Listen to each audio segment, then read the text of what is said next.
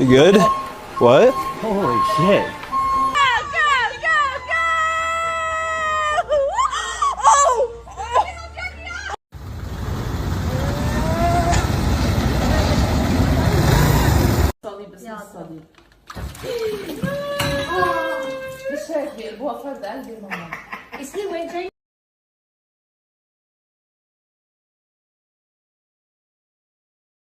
Şuna bakın arkadaşlar. Ay.